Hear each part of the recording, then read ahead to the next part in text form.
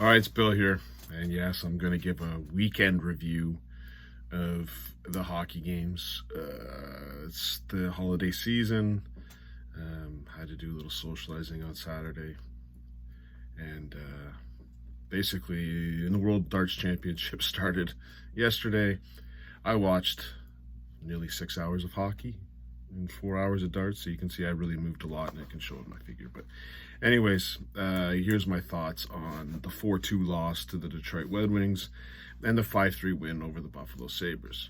In both of these games, the Leafs played what?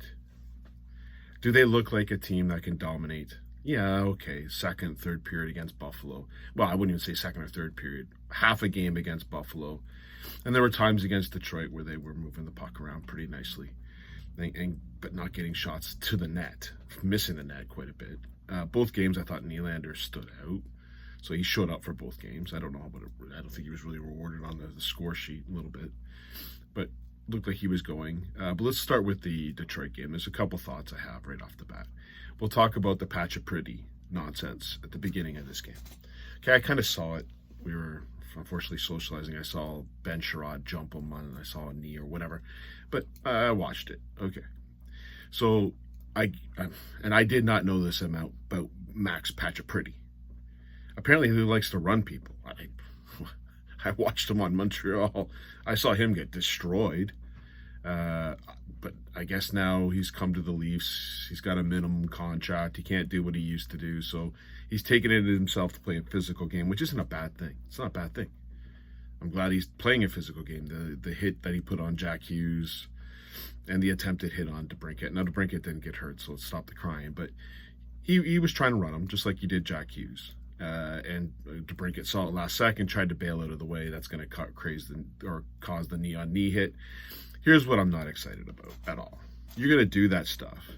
You're going to run players. Hey, it's cool. I'm cool. Run players all you want. Right? A clean hit, run them, no problem. Now, can you imagine if this hit was done on Austin Matthews, Marner, Nylander? Like what the Leaf fans' response would be to that? I would love to know a knee-on-knee hit on Austin Matthews, how the Toronto Maple Leaf fan base would take that hit. So we got to look at it that way. You got to deal with him. Now, here's my problem with the dealing with him. They tried. But there's a thing called a turtle. Crawls into his shell. If you're going to do that, you got to stand up. I'm sorry that I'm going to get upset about this, but how many times have I seen Jacqueline DeBrusk do a knee-on-knee hit on Kadri and then go to the turtle? How many times? I'm sick and tired of people being able to do this in the NHL without any repercussions. If you're gonna do that and you go knee-on-knee, you better be prepared to drop the gloves. You better be. Someone's coming to get you, because they're not gonna sit there and watch. You imagine if Austin Matthews took this hit and no one on the Leafs had a response? And then when they did respond, the guy turtled? What we would be thinking about that player. Like that player. What would you think about him? Well, that's what I think about Max Pacioretty. I'm not shocked he comes from the Montreal Canadiens organization. Not shocked at all.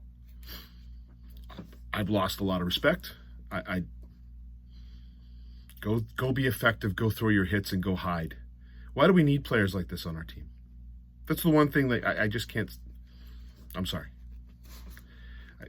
I thought again, I don't think he meant to knee him, but he was going to try to run him.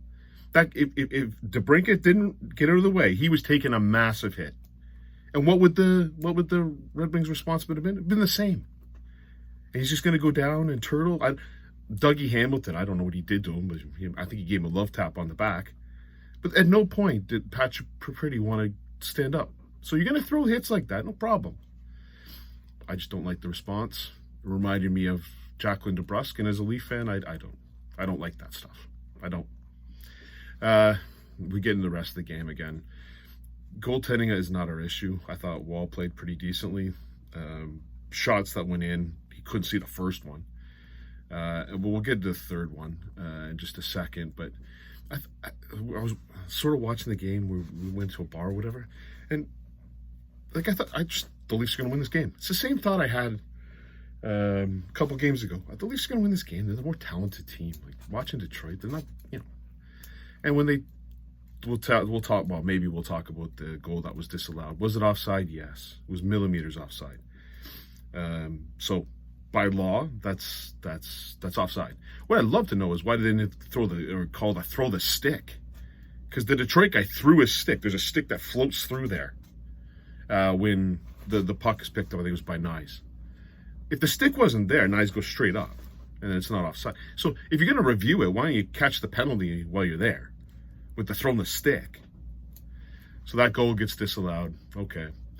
Again, the Leafs are, pretty decent in little stretches in that second period. They were owning. There was a couple of offensive shifts where they never left the Detroit zone, and then they take a shot. What were the shots on net? 25 for the Leafs. Felt like way more than that. But anyways, you got Austin Matthews on the power play scoring to make it 1-1. And then the Morty side, or the Sider goal again, just in front of the it was a weird game. And then Nyes got the nice deflection, and it's 2-2, and everything. You're good. Like at that point, I'm thinking, like the Leafs are winning this game. There's no problem. And then you got Johnny T. By the way, no Reeves report in this game. You'll get the Reeves report in just a second. Okay. So I'm gonna lay down something here. Okay. Yes, I'm biased against Johnny T. I've hated him.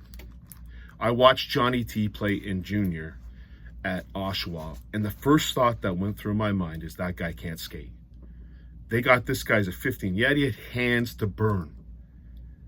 And he showed it in Buffalo. He can't skate. Okay, so this is my first opinion. Now, I also watched PK Subban play for the Belleville Bulls and thought he might be the worst defenseman I've ever seen. And he turned out to have a good NHL career. I couldn't believe the hype around the guy.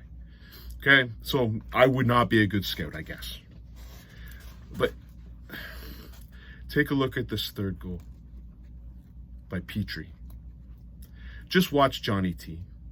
Now, if we're going to get into this conversation about Johnny T and how I'm so negative about him, okay? I am negative. I would have preferred that $11 million 7 years ago was put into the defense. I would have thought that was the best play. Our defense got some money this year. How's it acting? A little bit better? A little bit? Put some into the goaltending? We put $11 million into this guy. He isn't the best second-line center in the NHL. I would suggest he's probably not even the best third-line center. Okay, Bill, his contract aged awful. Yeah, he sucked from the beginning. His first year, he got points because Mitch Marner danced around, and that's who he should be playing with. Yeah, he scored a hat trick against Buffalo, Bill. Yeah, one hit him. One was an empty net. So he scored one goal, really. It was a nice shot against Buffalo. Most NHL goalies stop that, but he's shooting against an AHL goalie. And we're sitting here, every friggin' announcer saying what a great year Tavares is having. I'm watching a different game than all of you. A game where they skate and they go into boards and lose battles all the time. Watch them, please, for the love of, watch them. Let's talk about this third goal against Detroit. He's with Petrie. It took him 7 years to get there, but he's with Petrie. And Petrie stops at the net. You know why you stop at the net? Because that's where you're going to score goals, right? Johnny T glides. By the way, I could have gone to Tim Hortons, got a coffee by the time he glided past Jeff Petrie and left him by himself to bang home the third goal. What I heard was, oh, Bill, the coach got mad at Matthews for the turnover. And by the way, awful turnover on the Sider goal. Okay, so you should be yelling at Matthews for sure. But you should also be yelling at Johnny T for skating past the player in front of the net. That was completely Johnny T's goal. So Johnny T, this $11 million superstar having an amazing year, I hear, just cost the Leafs 2 points. I didn't hear anything from anybody. I had a chance to go through nothing. 3-2. Empty netter. 4-2. I thought Marner played good in the Detroit game. I didn't think Matthews was very good. Thought Nylander was half decent.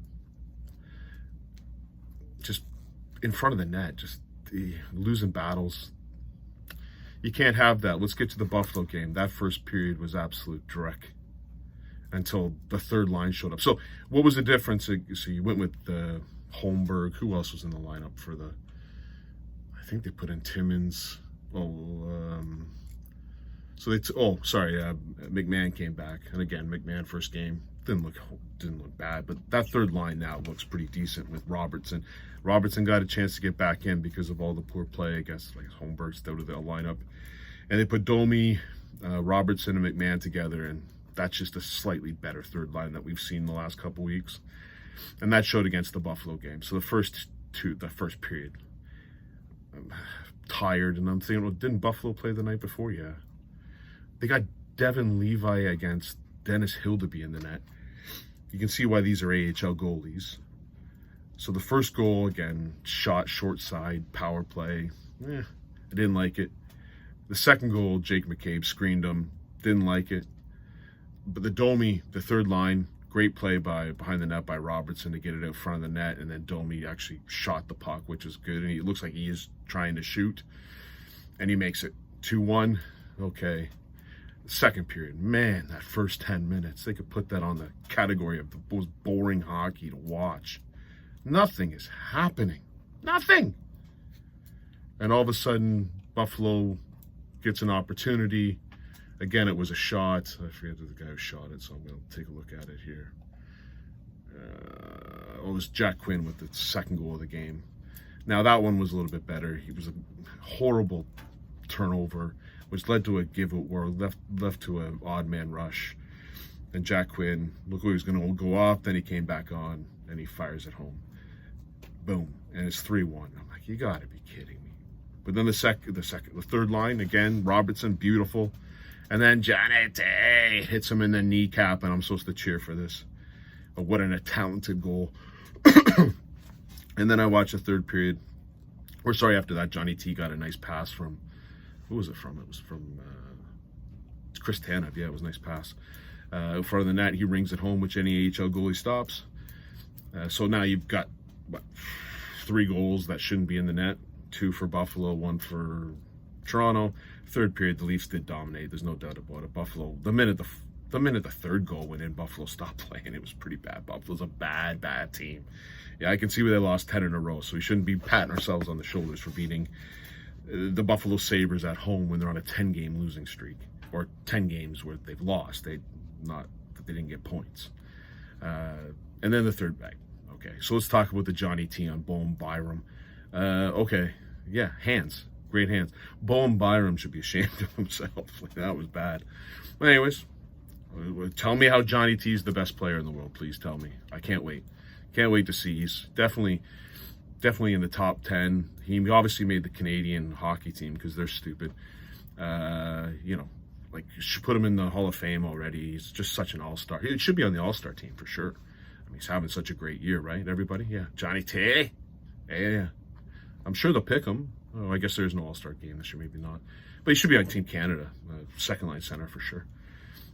Can't see why he'd be passed up. He's such an amazing talent.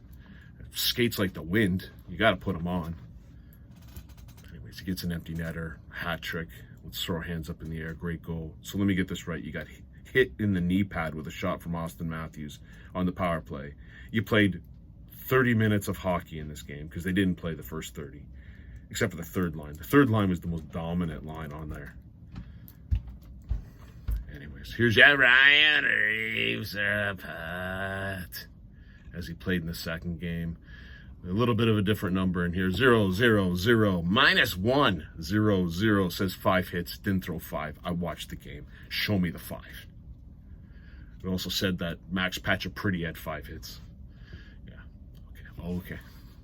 Anyways, there's your report. Again, hopefully I'll be a little bit better in terms of timing. If you want, there's going to be some darts videos that I'm going to do as well. World Championship of Darts has started. Luke Humphreys out through the first round yesterday.